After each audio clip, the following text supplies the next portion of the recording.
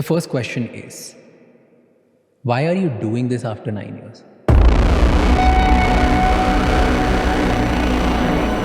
You said India was media dark when it comes to alcohol, which still is the reality.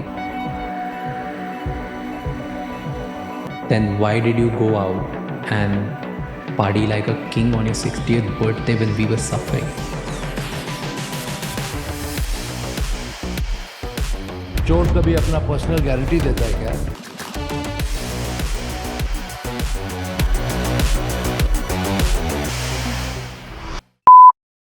Vijay Mallya బ్యాంకుల నుంచి వేల కోట్ల రూపాయల loans తీసుకుని విచ్చలవిడిగా తన బిజినెస్ ఎంపైర్ని విస్తరించి నష్టాలు తట్టుకోలేక ఉద్యోగులకు కనీస జీతాలు కూడా ఇవ్వలేక బ్యాంకులకు లోన్స్ కట్టలేక దేశం విడిచి పారిపోయిన ఒక ఎకనామిక్ అఫెండర్ విజయ్ మాల్యా. కానీ కొత్తగా విజయ్ మాల్యా మీద విపరీతమైన సానుభూతి, మర్యాద, గౌరవం అన్ని పబ్లిక్లో పెరిగిపోయాయి. దీనికి కారణం ఒక పాడ్కాస్ట్. 2016లో విజయ్ మాల్యా దేశం విడిచి పారిపోయిన నాటి నుంచి ఇప్పటి వరకు ఒక్కసారి కూడా ఇంత ఓపెన్గా మాట్లాడింది లేదు. ఇన్నాళ్ళు విజయ్ మాల్యా దొంగ దొంగ అంటూ మీడియాలో వచ్చిన వన్ సైడెడ్ ఆర్గ్యుమెంట్స్ మాత్రమే అందరూ విన్నారు. కానీ విజయ్ మాల్యా తనంతట తానే అప్పుల్ని ఎగ్గొట్టడం, బ్యాంకుల్ని మోసం చేయడం గురించి తన వర్షన్ని ఎవిడెన్స్తో సహా క్లియర్గా ఎక్స్ప్లెయిన్ చేశాడు. దాంతో second side of the coin ఏంటి అనే విషయం తెలియడంతో విజయ్ మాల్యా పట్ల సింపతి పెరిగిపోయింది. రాజు షమాని అనే పాపులర్ యూట్యూబర్ చేసిన 4 hours లాంగ్ డ్యూరేషన్ ఉన్న ఆ పాడ్కాస్ట్లో విజయ్ మాల్యా ప్రతి ఒక్క అంశాన్ని ప్రస్తావించాడు. ఇన్నాళ్ళు విజయ్ మాల్యా గురించి వింటూ వచ్చిన ప్రతి అంశానికి ఆ పాడ్కాస్ట్లో విజయ్ మాల్యా సమాధానం చెప్పాడు. యూట్యూబ్లో ట్రెండింగ్లో ఉన్న ఈ పాడ్కాస్ట్ని ఈ వీడియో చేస్తున్న సమయానికి 2,50,00,000 మంది చూశారు. కాబట్టి ఇండియా మీడియా సర్కిల్స్లో విజయ్ మాల్యా మరోసారి హైలైట్ అయ్యాడు. నేను దేశం విడిచి వెళ్లే ముందు సెంట్రల్ ఫైనాన్స్ మినిస్టర్కి ఈ విషయాన్ని చెప్పాను అని బీజేపీని ఇరకటంలో పెట్టాడు. అలాగే బిజినెస్లో నష్టాలు వస్తున్నాయి, నేను దీన్ని ఆపేయాలనుకుంటున్నాను అని ప్రణబ్ ముఖర్జీ గారికి చెప్తే బ్యాంకులు మీకు సహాయం చేస్తాయని తనను ఎంకరేజ్ చేశారని కాంగ్రెస్ పార్టీని కూడా కారణం చేశాడు. అలా ఈ పాడ్కాస్ట్లో పొలిటికల్ సెన్సేషన్స్ కూడా చాలానే ఉన్నాయి. కాబట్టి అసలు విజయ్ మాల్యా మీద ఉన్న ఆరోపణలేంటి, ఆ ఆరోపణలకి విజయ్ మాల్యా ఇస్తున్న సమాధానం ఏంటి, బ్యాంకులకు తాను ఎగ్గొట్టిన అప్పుకు సంబంధించి విజయ్ మాల్యా ఇచ్చిన క్లారిటీ ఏంటి, విజయ్ మాల్యా దేశం విడిచి వెళ్లే ముందు నిజంగానే గవర్నమెంట్కి ఇన్ఫార్మ్ చేశాడా, విజయ్ మాల్యా వెనక అసలు ఎవరున్నారు, ఇన్నాళ్ళు మౌనంగా ఉన్న ఆయన 9 ఏళ్ల తర్వాత ఎందుకని ఇంత సుదీర్ఘంగా మాట్లాడారు, కారణం ఏంటి, ఇలా ప్రతి ఒక్క ముఖ్యమైన విషయాన్ని ఈ వీడియోలో మీరు తెలుసుకోబోతున్నారు. వీడియోలో ఇన్ఫర్మేషన్ అనేది అదిరిపోతుంది, దయచేసి ఎండ్ వరకు మిస్ కాకండి. అండ్ ఇలాంటి మరెన్నో ఇన్ఫర్మేటివ్ వీడియోస్ని మీ కొరకు తెచ్చేందుకు మీ సపోర్ట్గా ఈ వీడియోకి జస్ట్ లైక్ చేయండి చాలు. సో లేట్ చేయకుండా let's get into the video.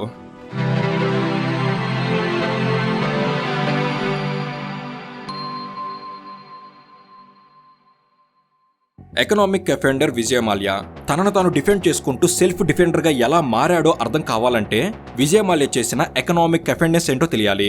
కాబట్టి ముందుగా వాటి గురించి క్విక్గా మాట్లాడుకుందాం. విజయ్ మాల్యా గురించి, అతను చేసిన ఫైనాన్షియల్ ఫ్రాడ్ గురించి మీకు ఒక క్లారిటీ ఉంటే వీడియోని ఒక 5 నిమిషాలు ఫార్వర్డ్ చేయండి. విజయ్ మాల్యా ఫాదర్ విఠల్ మాల్యా ఆయన మరణించిన తర్వాత తన ఫాదర్ స్థాపించిన యునైటెడ్ బెవరేజెస్ గ్రూప్కి మాల్యా చైర్మన్ కావడంతో అలా Vijay Mallya business journey start అయింది. మాల్యా కేవలం 28 ఏళ్ల వయసులోనే చైర్మన్ అయ్యాడు. ఈ యునైటెడ్ బెవరేజెస్ అనేది లిక్కర్ని తయారు చేసే కంపెనీ. కానీ విజయ్ మాల్యా బిజినెస్లోకి ఎప్పుడైతే ఎంటర్ అయ్యాడో ఆ తర్వాత నుంచి infrastructure, real estate, electronics, chemicals and fertilisers ఇలా చాలా సెక్టర్లోకి వీరి కంపెనీని ఎక్స్పాండ్ చేశాడు. అలా రాను రాను బడా బిజినెస్ మ్యాన్గా విజయ్ మాల్యా పేరు, పలుకుబడి ఇవన్నీ విపరీతంగా పెరిగిపోయాయి. కింగ్ ఫిషర్ అనే బీరుతో విజయ్ మాల్యా చేసిన ఎక్స్పెరిమెంట్ సూపర్ సక్సెస్ అయింది. కింగ్ ఫిషర్ కోసం విజయ్ మాల్యా చేసిన మార్కెటింగ్ గురించి ఎంత చెప్పినా తక్కువే. మోడల్ ఫోటోషూట్స్తో విజయ్ మాల్యా చేసిన హడావిడి అంతా ఇంత కాదు. దీపికా పడుకునే, కత్రినా కైఫ్ లాంటి వారిని ఫ్రేమ్లోకి తీసుకొచ్చింది విజయ్ మాల్యానే. బిజినెస్ సర్కిల్స్లో విజయ్ మాల్యాకు స్పెషల్ ప్లేస్ ఎప్పుడూ వచ్చింది. కానీ కింగ్ ఫిషర్ ద్వారా విజయ్ మాల్యాకు కామన్ పీపుల్లో కూడా క్రేజ్ పెరిగిపోయింది. దాంతో సహజంగానే Vijay Mallya one of the most wanted business man అయ్యాడు. దాంతో దేశంలో విజయ్ మాల్యాకు పొలిటికల్ ఫ్రెండ్షిప్స్ ఏర్పడ్డాయి. ఆ పొలిటికల్ రిలేషన్స్ ఉపయోగించుకొని 2002లో రాజ్యసభ ఎంపీ కూడా అయ్యాడు. ఒక్క మాటలో చెప్పాలంటే దేశంలో విజయ్ మాల్యా ఏం కావాలనుకుంటే అది చేసే స్థాయికి వెళ్ళిపోయాడు. ఇదంతా విజయ్ మాల్యా గ్రోత్ స్టేజ్. ఇక 2005లో విజయ్ మాల్యా బ్యాంకుల నుంచి లోన్లు తీసుకొచ్చి కింగ్ ఫిషర్ అనే ఎయిర్లైన్ స్టార్ట్ చేశాడు. కింగ్ ఫిషర్ని ఎక్స్పాండ్ చేయడానికి కింగ్ ఫిషర్లో తక్కువ టికెట్ ప్రైస్కి lavish experience, high quality journey ఇలాంటివన్నీ ఇచ్చాడు. కానీ కింగ్ ఫిషర్ ఎయిర్లైన్స్కి పెట్టిన డబ్బు కూడా తిరిగి రాలేదు. ప్రతి సంవత్సరం నష్టాలే వచ్చాయి. నష్టాలు వస్తున్న విజయ్ మాల్యా మాత్రం కింగ్ ఫిషర్ ఎయిర్లైన్స్ ని ఎక్స్పాండ్ చేయడానికి ఎయిర్ డెక్కన్ని కూడా కొన్నాడు. ఇలా కింగ్ ఫిషర్ ఎయిర్లైన్స్ కోసం ఎడా పెడా అప్పులు చేస్తూ వెళ్ళాడు. ఇంతలో 2008లో ఫైనాన్షియల్ క్రైసిస్ వచ్చింది. గ్లోబల్ వైడ్గా ఎయిర్లైన్స్ అన్ని నష్టాల్లో నడుస్తున్నాయి. అయినా విజయ్ మాల్యా మాత్రం బ్యాంకుల సహాయంతో కింగ్ ఫిషర్లో ఇన్వెస్ట్ చేస్తూనే వెళ్ళాడు. 2010లో విజయ్ మాల్యా రెండోసారి రాజ్యసభ ఎంపీ అయ్యాడు. విజయ్ మాల్యా స్టార్ట్ చేసిన కింగ్ ఫిషర్కి నష్టాలు వస్తున్నా కూడా విజయ్ మాల్యాకున్న పొలిటికల్ పలుకుబడితో బ్యాంకులు కూడా విజయ్ మాల్యాను గుడ్డిగా నమ్మాయి. ఇంతలో 2010లో కింగ్ ఫిషర్ ఎయిర్లైన్స్ సరిగ్గా జీతాలు ఇవ్వడం లేదు అంటూ ఉద్యోగులు రోడ్డు మీద ధర్నాలు చేసే వరకు పరిస్థితి వచ్చింది. కింగ్ ఫిషర్ అప్పటికే బ్యాంకుల వద్ద వేల కోట్ల రూపాయలు అప్పులు చేసింది. కింగ్ ఫిషర్ లో జరుగుతున్న వ్యవహారాలు చూసి బ్యాంకులకు కూడా అనుమానం వచ్చింది. అప్పటి నుంచి బ్యాంకులు అప్పులు ఇవ్వడానికి ముందుకు రాలేదు. కింగ్ ఫిషర్ లో ఇన్వెస్ట్ చేయడానికి కూడా ఎవరూ ఇంట్రెస్ట్ చూపించలేదు. ఆ టైంలో తాను చైర్మన్ గా ఉన్న యునైటెడ్ బెవరేజెస్ లో షేర్ ను అమ్మి కింగ్ ఫిషర్ ని రన్ చేశాడు. అయినా కింగ్ ఫిషర్ ఎయిర్లైన్స్ ని ఎక్కువ కాలం మెయింటైన్ చేయలేకపోయాడు. బ్యాంకుల నుంచి ఒత్తిడి ఎక్కువైంది. State bank of India, Punjab national bank, bank of India, IDBI bank, central bank, Indian overseas bank, state bank of Mysore, axis bank ఇలా ఈ బ్యాంకుల్లో అందిన కాడికి అప్పులు చేశాడు. అలా మొత్తం అప్పు 6,963 కోట్లకు చేరింది. 2016 వచ్చేసరికి బ్యాంకుల నుంచి ఒత్తిడి ఎక్కువైంది. బ్యాంకుల్లో వడ్డీ కొండలా పెరుగుతూ పోయింది. 2016కి విజయ్ మాల్యా చేసిన బ్యాంక్ అప్పులు 9,000 కోట్లకు చేరుకున్నాయి.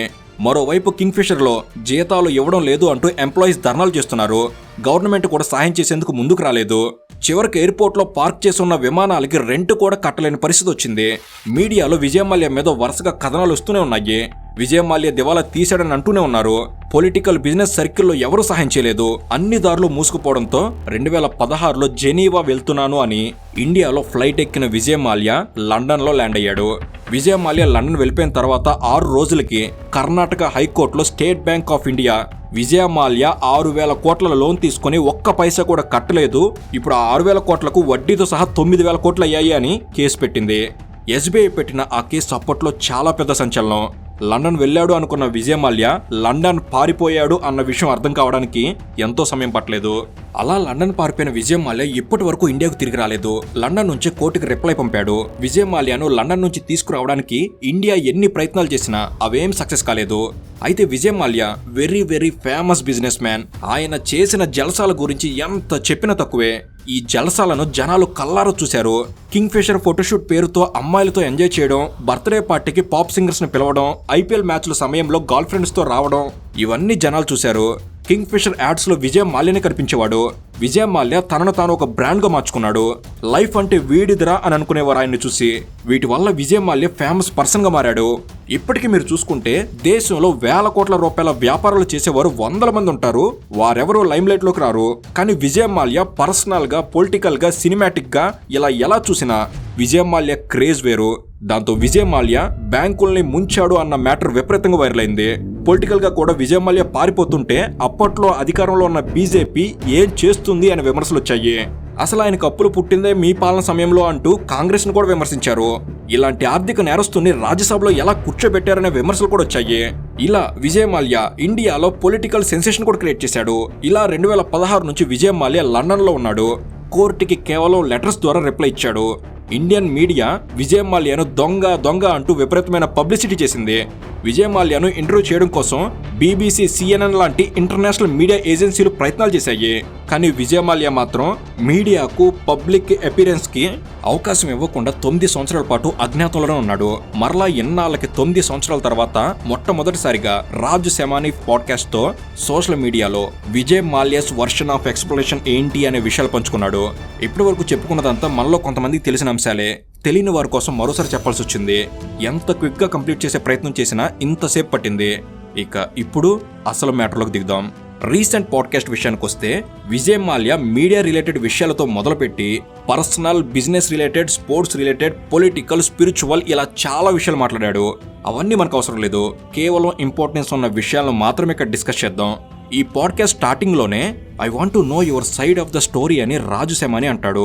9 సంవత్సరాల తర్వాత ఎందుకు మీడియా ముందుకు రావడానికి ఓకే చెప్పారు, అది కూడా మాకెందుకు ఈ అవకాశం ఇస్తున్నారని అడిగితే, నేను గత 9 సంవత్సరాలుగా నిరంతరాయంగా ఇండియా మీడియా ట్రయల్ని ఎదుర్కొంటూనే ఉన్నాను. ఇండియా మీడియా ఏదైతే నా గురించి so many negative narratives create చేసిందో దానివల్ల ప్రజల కోపాన్ని ఎదుర్కొంటున్నాను. రకరకాల పేర్లతో అబ్యూస్ చేస్తూనే ఉన్నారు. కానీ చాలా కాలం తర్వాత సోషల్ మీడియా ద్వారా నాకు ఒక అవకాశం దొరికింది అనిపించింది. కేవలం ప్రశ్నలకు సమాధానం చెప్పడానికి మాత్రమే కాదు, ఇన్నాళ్ళు ఇండియన్ మీడియా ఎప్పుడు నా గురించి చెప్పని విషయాలను కూడా మాట్లాడే అవకాశం వచ్చింది అనిపించింది. అందుకే నేను ఈ పాడ్కాస్ట్కి వచ్చాను అని చెప్పాడు. అలా స్టార్టింగ్లోనే ఇండియా మీడియా మీద విజయ్ మాల్యా కొన్న అభిప్రాయాన్ని చెప్పేశాడు. ఇదే పాడ్కాస్ట్లో మీడియాకు లెఫ్ట్ రైట్ ఇచ్చాడని చెప్పాలి. నన్ను దొంగ అన్నారు, డబ్బులు కాజేసి పారిపోయాడని అన్నారు. కానీ ఫైనాన్స్ మినిస్టర్ పార్లమెంట్లో యాన్యువల్ ఫైనాన్స్ రిపోర్ట్లో విజయ్ మాల్యా నుంచి 14,100 కోట్లను రికవరీ చేశామని చెప్పారు. డెప్ట్ రికవరీ ట్రిబ్యునల్ కూడా 14,999 కోట్లు కింగ్ ఫిషర్ నుంచి స్వాధీనం చేసుకున్నట్టు చెప్పింది. ఈ విషయాలను ఇండియా మీడియా ఎందుకు ప్రచారం చేయలేదు? 6,203 కోట్ల అప్పుకి 14,100 కోట్లు రికవరీ చేశామని ఇండియన్ గవర్నమెంట్ చెప్తుంటే మీడియా ఎందుకు చూపించడం లేదు అనేది విజయ్ మాల్యా వర్షన్. అయితే కింగ్ ఫిషర్ ఎయిర్లైన్స్ ఎందుకు ముందు నుంచే ఫెయిల్ అయిందని ప్రశ్న అడిగితే దానికి ఇలా సమాధానం చెప్పారు. 2008 వరకు అంతా బాగానే ఉంది. ప్రతిరోజు రాత్రి పడుకునే ముందు ప్రతి ఒక్క ఫ్లైట్ని నేను మానిటర్ చేసేవాడిని. కానీ 2008లో లెమన్ బ్రదర్స్ ఇన్సిడెంట్ వల్ల గ్లోబల్ క్రైసిస్ వచ్చింది. ఇండియన్ ఎకనామీ ఎఫెక్ట్ అయింది. ఇండియన్ కరెన్సీ వాల్యూ పడిపోయింది. ప్రతి ఒక్క సెక్టర్ ఎఫెక్ట్ అయింది. అలాంటి టైంలో నేను అప్పటి ఫైనాన్స్ మినిస్టర్ ప్రణబ్ ముఖర్జీ గారి వద్దకు వెళ్ళి ఎకనామికల్ సిచ్యువేషన్ బాగాలేదు కాబట్టి కింగ్ ఫిషర్ ఎయిర్లైన్స్ డౌన్ఫాల్ అయ్యింది, నేను కొన్ని ఫ్లైట్స్ అమ్మాలి అనుకుంటున్నాను, కొంతమంది స్టాఫ్ని తీసేయాలి అనుకుంటున్నానని చెప్పాను. కానీ ఆయన వద్దు, ఇలాంటి సమయంలో కనెక్టివిటీ చాలా అవసరం, ఎంప్లాయ్మెంట్ చాలా అవసరం, కాబట్టి నువ్వు కంటిన్యూ చెయ్యి, బ్యాంక్స్ నీకు సపోర్ట్ చేస్తాయని అన్నారు. అలా ఇదంతా స్టార్ట్ అయింది. ఆయన అన్నట్టే బ్యాంకులు కూడా సపోర్ట్ చేశాయని విజయ్ మాల్యా అంటున్నాడు. ఎయిర్ ఇండియా డౌన్ఫాల్కి అప్పటి గవర్నమెంట్, ముఖ్యంగా ప్రణబ్ ముఖర్జీ గారి కారణం అన్నట్లుగా మాట్లాడాడు. దాంతోపాటు అప్పటి కాంగ్రెస్ ఫైనాన్స్ మినిస్టర్ ప్రణబ్ ముఖర్జీ గారు రికమెండ్ చేయడం వల్లే బ్యాంక్స్ విజయ్ మాల్యాకు లోన్స్ ఇచ్చాయనేది విజయ్ మాల్యా వర్షన్.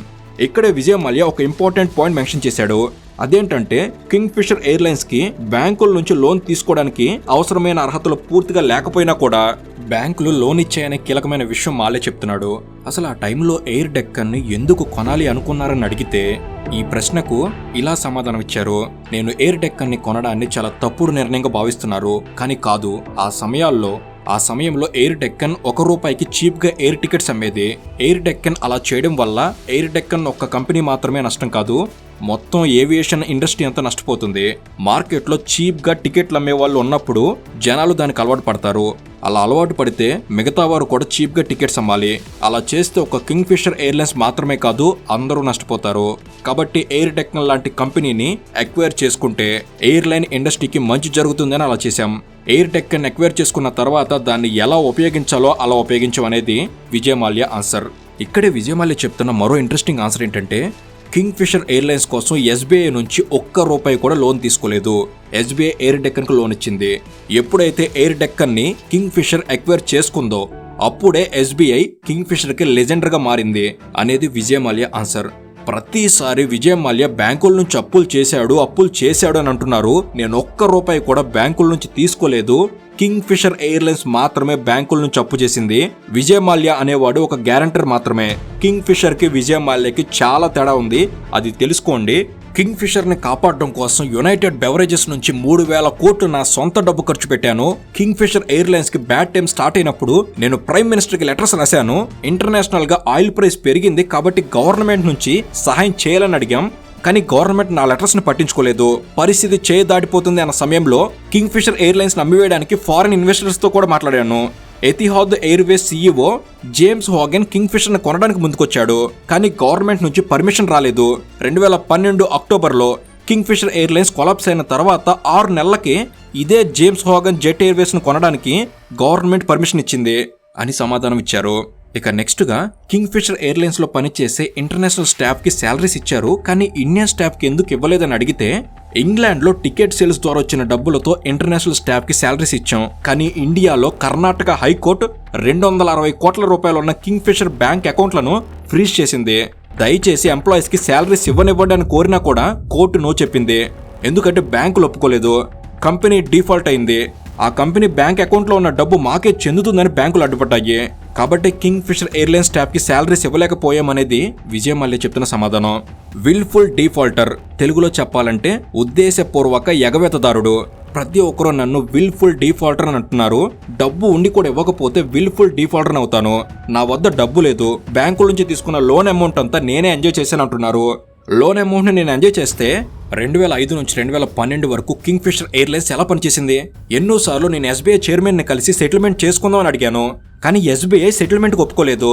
ఎస్బీఐ సెటిల్మెంట్కి అంగీకరించుంటే ఎప్పుడో ఈ విషయం సెటిల్ అయి ఉండేది. ప్రతి ఒక్కరు విజయ్ మాల్యా గురించి, కింగ్ ఫిషర్ గురించి మాత్రమే మాట్లాడారు. ఎయిర్ ఇండియా గురించి మాత్రం ఒక్కరు కూడా మాట్లాడలేదు. అప్పట్లో గవర్నమెంట్ హ్యాండ్ ఓవర్లో ఉన్న ఎయిర్ ఇండియాకి కింగ్ ఫిషర్ కన్నా ఎక్కువ అప్పులున్నాయి, కింగ్ ఫిషర్ కన్నా ఎక్కువ పెండింగ్ డ్యూస్ ఉన్నాయి. అయినా అందరికీ కింగ్ ఫిషర్ మాత్రమే కనిపించింది అనేది విజయ్ మాల్యా వర్షన్. ఇక ఇదే పాడ్కాస్ట్లో ఆర్సీబీ గురించి మాట్లాడుతూ, ఒక బ్రాండ్ని ప్రమోట్ చేయడానికి నేను music events, sporting events conduct చేస్తూ ఉండేవాడిని. కింగ్ ఫిషర్ని ప్రమోట్ చేయడానికి ఈ మార్కెటింగ్ స్ట్రాటజీస్ వర్కౌట్ అయ్యాయి. నేను రాయల్ ఛాలెంజ్ విస్కీని ఎక్వైర్ చేసుకున్న సమయంలోనే లలిత్ మోడీ ఫోన్ చేసి ఐపీఎల్ గురించి చెప్పాడు. ఇండియాలో క్రికెట్ కొన్న క్రేజ్ నాకు తెలుసు, కాబట్టి నా బ్రాండ్ ప్రమోషన్ కోసం ఐపీఎల్ని యూజ్ చేసుకోవాలనిపించింది.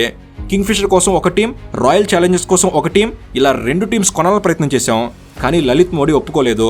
ఒక్క టీం మాత్రమే కొనాలని చెప్పారు. మొత్తం 3 టీమ్స్ కోసం బిడ్ చేశాను. ఫైనల్గా ఆర్సీబీ దక్కింది. విజయ్ మాల్యాకి క్రికెట్ అంటే ఇష్టం. లగ్జరీ కోసం, ఆడంబరం కోసం, సరదాల కోసం ఆర్సీబీని కొన్నాడని అందరూ అనుకుంటున్నారు. కానీ ఆర్సీబీని కొనడం వెనక నా బిజినెస్ ప్రమోషన్ అనే చాలా పెద్ద స్ట్రాటజీ ఉంది. ఆర్సీబీ విషయంలో నా స్ట్రాటజీ కంప్లీట్గా వర్కౌట్ అయ్యింది అనేది విజయ్ మాల్యా చెప్తున్నమాట. ఈ మొత్తం పాడ్కాస్ట్లో విజయ్ మాల్యా మాట్లాడిన మరో ఇంట్రెస్టింగ్ విషయం ఏమిటంటే, 2016లో నేను దేశం విడిచి పారిపోయానంటున్నారు. నేను అప్పటికి రాజ్యసభ ఎంపీని. పార్లమెంట్లో నేను అప్పటి NDA finance minister Arun Jaitley గారిని కలిశాను. నేను ఎఫ్ఐఏ మీటింగ్ కోసం జెనీవా వెళ్తున్నాను, బ్యాంకులకు చెప్పండి, కూర్చొని మాట్లాడుకుందామని అంటే అరుణ్ జైట్లీ ఒప్పుకోలేదు. కేవలం పార్లమెంట్లో నడుస్తూనే ఈ విషయాన్ని మాట్లాడుకున్నాం. ఆ తర్వాత నేను ఇండియా నుంచి వచ్చేసాను. మేము మాట్లాడుకున్న సమయంలో ఒక కాంగ్రెస్ ఎంపీ కూడా చూశాడు. నేను పారిపోయానని ఎప్పుడైతే న్యూస్ రావడం మొదలైందో ఆ ఎంపీ మీడియా ముందుకొచ్చి అరుణ్ జైట్లీతో విజయ్ మాల్యా మాట్లాడడం నేను చూశానని చెప్పడంతో అరుణ్ జైట్లీ కూడా ఒప్పుకున్నాడు. అవును, నన్ను కలిశాడు, అది ఫార్మల్ మీటింగ్ కాదు, జస్ట్ నడుస్తూ మాట్లాడుకున్నాం అంతే అంటూ అరుణ్ జైట్లీ కూడా ఒప్పుకున్నాడని బీజేపీని ఇరకటంలో పెట్టాడు. 1992 నుంచి నాకు యూకేలో ఐఎల్ఆర్ వీసా ఉంది. 1992 నుంచి నేను యూకేలోనే ఉంటున్నాను. ఇండియన్ సిటిజన్షిప్ లేదు. వరుసగా 180 రోజులకు మించి ఒక్కరోజు కూడా ఇండియాలో ఉండలేను. అందుకే యూకేకు తరచుగా వస్తూ వెళ్తూ ఉంటాను. 2016లో జెనీవాలో మీటింగ్కి అటెండ్ అయ్యాను. కానీ ఇంతలోనే నేను పారిపోయానంటూ ఇండియా మీడియా హంగామా చేయడం స్టార్ట్ చేసింది. గవర్నమెంట్ కూడా మీడియా సెంట్రిక్ గానే మాట్లాడడం స్టార్ట్ చేసింది. దాంతో నేను లండన్ వచ్చాను, నేను వస్తాను, సెటిల్ చేస్తానని చెప్పినా కూడా ఇండియన్ గవర్నమెంట్ నా పాస్పోర్ట్ రీవోక్ చేసింది. పాస్పోర్ట్ లేకుండా చేశారు. ఎలా ట్రావెల్ చేయాలనేది విజయ్ మాల్యా వర్షన్. ఇండియాలో బిజినెస్ చేయడానికి గవర్నమెంట్, పొలిటికల్ సిస్టమ్స్ ఇవన్నీ అడ్డొస్తాయి. నేను ఒక లిక్కర్ మేకర్గా ఇండియాలో ఉన్న ప్రతి స్టేట్తో గుడ్ రిలేషన్స్ ఉండేవి. ఏ రాష్ట్రంలో ఎన్నికలు జరిగినా నా నుంచి లిక్కర్, మనీ, వెహికల్స్ ఇవన్నీ అడుగుతూ ఉంటారు. ఇండియాలో లిక్కర్ లేకుండా ఎలక్షన్స్ జరగవు అని ఒక liquor business person point of వ్యూలో ఇండియా ఎలక్షన్ ప్రాసెస్ మీద కూడా కామెంట్ చేశాడు. పార్లమెంట్లో ఫైనాన్స్ మినిస్టర్ ప్రకటించారు. డెబ్యూ రికవరీ ట్రిబ్యునల్ కూడా కన్ఫర్మ్ చేసింది విజయ్ మాల్యా ఆస్తులు అటాచ్ చేసి లోన్ రికవరీ చేస్తున్నామని. కానీ బ్యాంకులు మాత్రం అకౌంట్ స్టేట్మెంట్ ఇవ్వడం లేదు. కర్ణాటక హైకోర్టులో నేను కూడా కేసేశాను అంటూ డెప్ట్ రికవరీ ట్రిబ్యునల్ ఇచ్చిన డిశ్చార్జ్ సర్టిఫికేట్ని విజయ్ మాల్యా చూపించాడు. తన విషయంలో ఇండియన్ జ్యుడిషియల్ సిస్టమ్ న్యాయమైన ట్రయల్ జరుపుతుందన్న నమ్మకం నాకు లేదు, కానీ ఫెయిర్ ట్రయల్ విషయంలో నాకు అష్యూరెన్స్ ఇస్తే ఇండియా రావడం గురించి ఆలోచిస్తానని అంటున్నారు. అయితే ప్రస్తుతం ఆయన చేస్తున్న బిజినెస్ గురించి పెద్దగా చెప్పలేదు, కానీ ప్రస్తుతం ఆయనకి లండన్లో లిక్కర్ బిజినెస్లు ఉన్నాయని, వాటితో పాటు గతంలో ఆయన చేసిన వ్యాపారాల నుంచి మంత్లీ ఇన్కమ్ వస్తుందని మాత్రం చెప్పాడు. ఇక్కడ మరో ఇంట్రెస్టింగ్ విషయం ఏమిటంటే విజయ్ మాల్యాకు భక్తి కూడా ఎక్కువే అని చెప్పాడు. శబరిమల అయ్యప్ప ఆలయ గోపురానికి బంగారు తాపడం తానే చేయించానని, తిరుమల వెంకటేశ్వర స్వామి గర్భాలయం ముందు ఉన్న బంగారు తాపడం తనే చేయించానని, వీటితో పాటు ముకంబికా టెంపుల్, సుబ్రహ్మణ్య స్వామి టెంపుల్, ఇలా చాలా చోట్ల ధ్వజస్తంభాలు నేనే డొనేట్ చేశానని కూడా చెప్పాడు. సో ఈ మొత్తం పాడ్కాస్ట్ 4 గంటల పైగా ఉంటుంది. ఆ 4 గంటల పాడ్కాస్ట్ మొత్తం చూసిన తర్వాతే ప్రతి విషయాన్ని ఈ వీడియోలో ప్రస్తావించడం జరిగింది. ఇన్నాళ్ళు దొంగ అని అరిచిన ఇదే ఇండియన్స్ ఇప్పుడు విజయ్ మాల్యా చెప్తున్న విషయాలను కూడా కన్సిడర్ చేయడం స్టార్ట్ చేశారు. కాబట్టి అసలు విజయ్ మాల్యా చెప్తున్న విషయాల్లో నిజం ఉందా లేదా సింపతి కోసం ఇలా మాట్లాడుతున్నాడా అనే విషయాన్ని మీరే కామెంట్ చేయండి. ఈ మొత్తం విషయంలో తప్పెవరిది? ఈ పాడ్కాస్ట్ మొత్తం చూస్తే బ్యాంకింగ్ సెక్టార్లో పొలిటికల్ ఇంటర్ఫీరెన్సెస్ వల్లే విజయ్ మాల్యాకి ఇంతలా అప్పులు చేయగలిగాడు అన్న విషయం మాత్రం స్పష్టంగా అర్థమవుతుంది. కాబట్టి తప్పు విజయ్ మాల్యాదా, బ్యాంకులదా, దేశంలో ఉన్న పొలిటీషియన్స్దా, ఎవరిది? ఈ విషయాన్ని మీరే నిర్ణయించి కామెంట్ చేయండి. ఈ పాడ్కాస్ట్ చేసినందుకు రాజు శమానికి థ్యాంక్ యూ చెప్తూ జై హింద్.